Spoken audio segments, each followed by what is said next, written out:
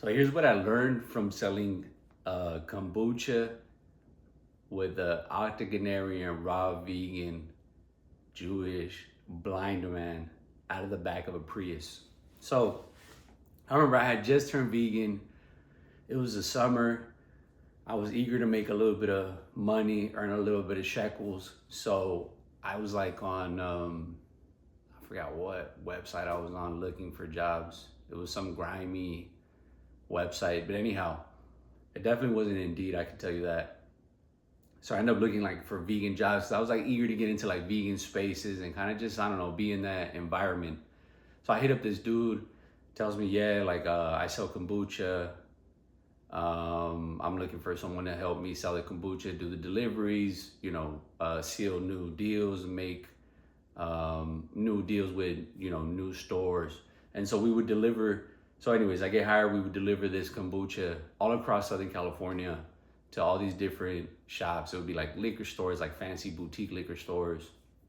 It would be restaurants, different types of establishments that would sell drinks. And this is before kombucha even took off. Kombucha, so like we pick up we get it wholesale, we pick it up, we put it in the back of a Prius that he would rent from Enterprise, and then off to the road we would go, and we would start in LA and end up in San Diego and just be doing these routes every day. And the one thing, it was crazy. I mean, this guy was blind, like I said, wore the same thing every day, smelled like shit, looked like shit, but his insatiable appetite and energy to go out there and get it, his spirit was like nothing I had ever seen. This guy would run circles around me. It was incredible. He would call me in the morning and be like, hey buddy, you ready to go? Let's go. And I'm like, all right, let's do it. And it taught me a lot about that work ethic. Like it was crazy. I mean, like this guy, and the thing that kept him alive, before I forget, was that he had this belief, this firm belief that he was gonna get his vision back because of this raw vegan diet. And so he would always be in the passenger seat with me, always thinking, always plotting, always strategizing, always thinking of what was next. And I would do the deliveries, and I learned a lot about, talking to strangers, doing deals. And it was funny because like we would have the printer in the back. So we'd do the invoices real quick. I'd print it out and I'd take it back into the store. It was real, just like gutter, not fancy at all. The problem was that we could never scale up because he was operating out of the trunk of a Prius. You can only put so much kombucha in there. And so I would tell him that, like, buddy, if we're trying to scale the business, then we need a bigger vehicle.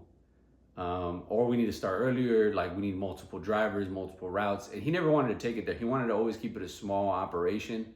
I think partly because it was a losing enterprise. I mean, he made no profit. Actually, he was losing money, keeping us paying. He would pay me and then sometimes pay for my lunch, and he'd pay me in cash.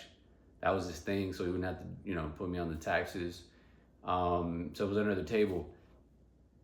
And the thing is, like, he was always losing the money because his Chinese wife, ended up keeping his house in Beverly Hills, and this guy was living in a shitty apartment in the Valley. And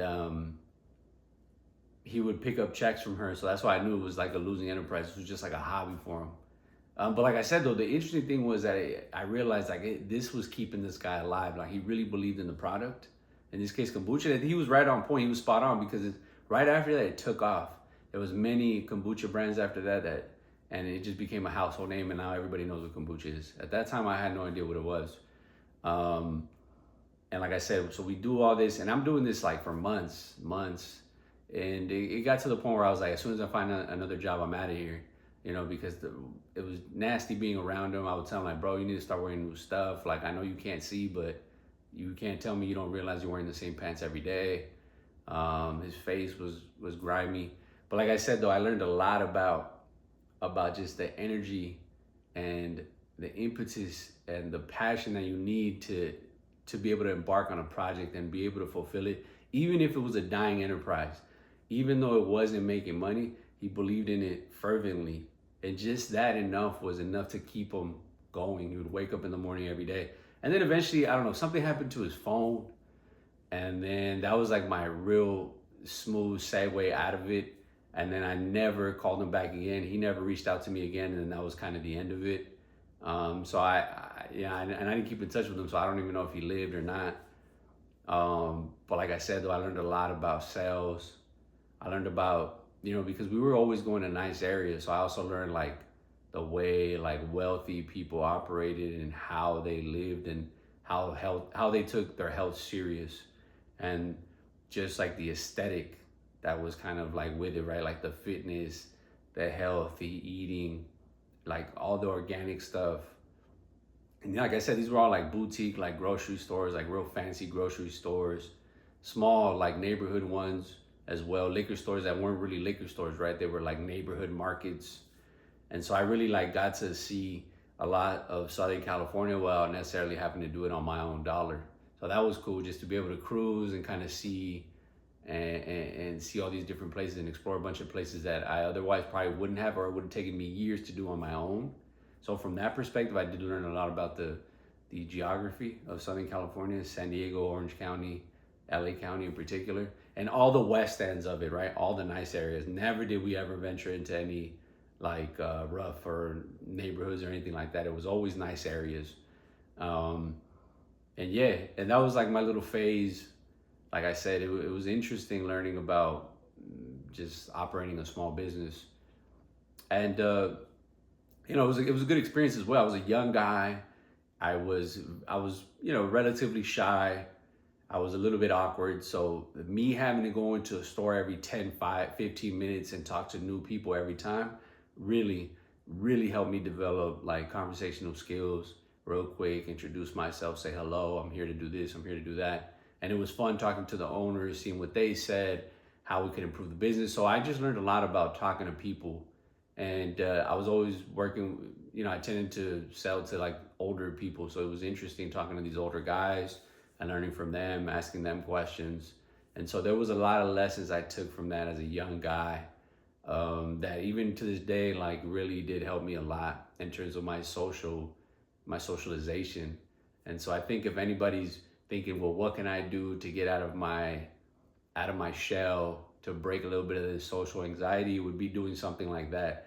Some type of sales job or something that has to do with dealing with a lot of different strangers in a relatively short amount of time, high volume, so that you can quickly get it out of your system, and then it just becomes like clockwork, and it becomes very easy to do things like that. So if there's a young guy that's eager, unaware, unsure of what to do next, do that. Even I obviously knew that wasn't going to be a career, selling kombucha out the back of a Prius, but it sure as hell lended itself for a lot of adventure.